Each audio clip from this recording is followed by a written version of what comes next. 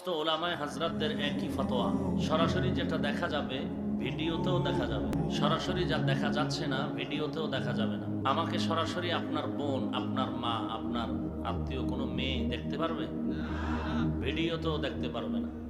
প্রজেক্টরের মাধ্যমে বক্তাগণের চেহারা দেখে মহিলাদের ওয়াজ শোনা জায়েজ আছে কিনা? প্রজেক্টরের মাধ্যমে বক্তাগণের চেহারা দেখে আলোচনা শোনা জায়েজ ইন জেনারেল। প্রশ্ন বুঝে নেন, ভেঙে চুরে বুঝিয়ে দিচ্ছি যাতে প্যাচ না লাগে। ইন জেনারেলি প্রজেক্টরের মাধ্যমে, ইউটিউবের মাধ্যমে বক্তাকে দেখে দেখে ভিডিওতে আলোচনা শোনা জায়েজ আছে।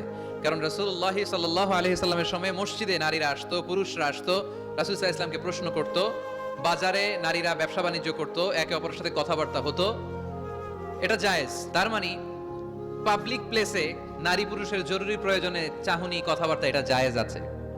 এটা সমস্যা কোথায়? সমস্যা হচ্ছে কোন নারী যদি কোনো বক্তার চেহারা দেখে অন্য কিছু ফিল করে, সে যদি তার প্রতি আসক্ত হয়, শুধু ওই মহিলার জন্য না জায়েজ।